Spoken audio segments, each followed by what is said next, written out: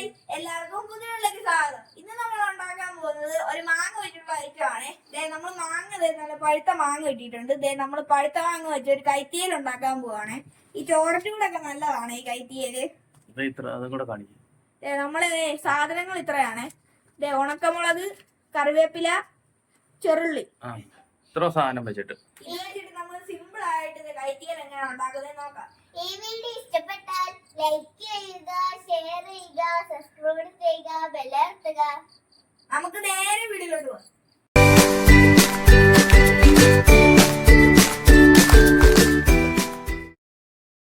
അപ്പൊ നമ്മള് കൈത്തീയൽ ഉണ്ടാക്കാൻ വേണ്ടി നമ്മൾ ഉണക്കമുളക് എടുത്തിട്ടുണ്ട്.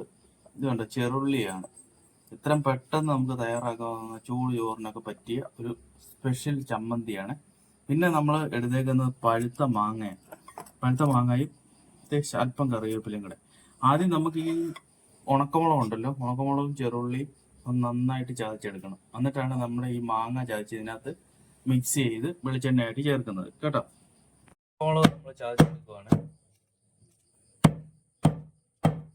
നമ്മുടെ മുളക് ഇപ്പൊ നന്നായിട്ട് ചതച്ചെടുത്തിട്ടുണ്ട്. ഇതിന്റെ കൂട്ടത്തിൽ ചെറുള്ളിയും കൂടെ നമ്മൾ ചതയ്ക്കുവാണ്. ചെറുള്ളിയും കൂടെ നമ്മൾ വെച്ചിട്ട് നന്നായിട്ട് ചതച്ചെടുക്കണം. കറിവേപ്പില ഇതിന്റെ കൂട്ടത്തിൽ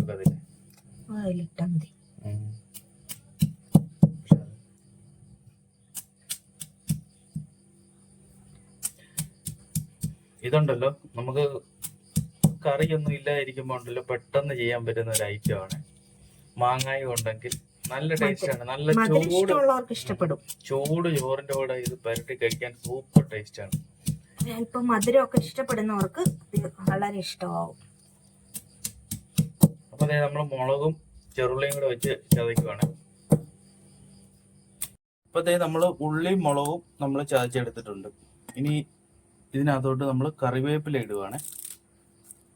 അതിന്റെ കൂട്ടത്തിൽ തന്നെ നമ്മൾ പഴുത്ത് അരിഞ്ഞു വെച്ചിരിക്കുന്ന മാങ്ങ നമ്മൾ ഇതിനകത്തേക്ക് ഇടുക. ഇനി ഇതൊന്ന് നമ്മൾ ഇങ്ങനെ മിക്സ് ചെയ്ത് ചതച്ചെടുക്കണം. ചതച്ചെടുത്തിട്ട് ഒരല്പം ഉപ്പും വെളിച്ചെണ്ണയും കൂടെ ഒഴിച്ചു കഴിഞ്ഞാൽ ഉണ്ടല്ലോ നല്ല സൂപ്പർ ചമ്മന്തിയായി. നന്നായിട്ട് ഇത് വേണ്ട, പഴുത്ത മാങ്ങ ആയിരിക്കണം. ഇതുണ്ട, കറിവേപ്പിലയുടെ ഒക്കെ നല്ല സ്മെല്ല് വരുന്നുണ്ട് ഈ ചതയ്ക്കുമ്പോൾ. ഉണ്ടാവും. ഇപ്പൊ നമ്മുടെ മാങ്ങ നന്നായിട്ട് ഇതിനകത്ത് ചതഞ്ഞ് ചേർത്തിട്ടുണ്ട്. ഒരല്പം ഉപ്പ് നമ്മൾ ഇടുവാണ്. അതും കൂടി ഇട്ടൊന്ന് ചതയ്ക്കുക.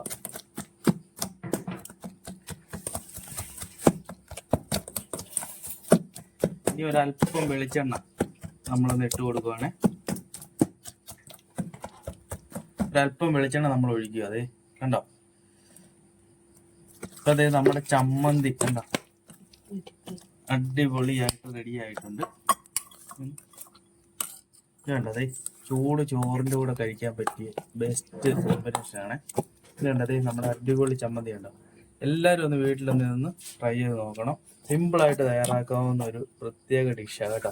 എല്ലാവർക്കും ഇഷ്ടപ്പെടും. പിള്ളേർക്കൊക്കെ ആണെങ്കിലും ഈ മധുരമൊക്കെ ഉള്ളതുകൊണ്ട് നല്ലതായിട്ട് ഇഷ്ടപ്പെടും. എല്ലാവരും ഒന്ന് തീർച്ചയായിട്ടും ഒന്ന് ഉണ്ടാക്കി നോക്കണം. അപ്പോൾ നമ്മുടെ വീഡിയോ ഇഷ്ടപ്പെട്ടാലുണ്ടല്ലോ ലൈക്ക് ചെയ്യുക, ഷെയർ ചെയ്യുക, കൂടെ സപ്പോർട്ടും കൂടി ചെയ്യണം കേട്ടോ. പുതിയൊരു വീഡിയോ ആയിട്ട് വീണ്ടും കാണാം. കേട്ടോ, അടിപൊളി ചമ്മന്തി.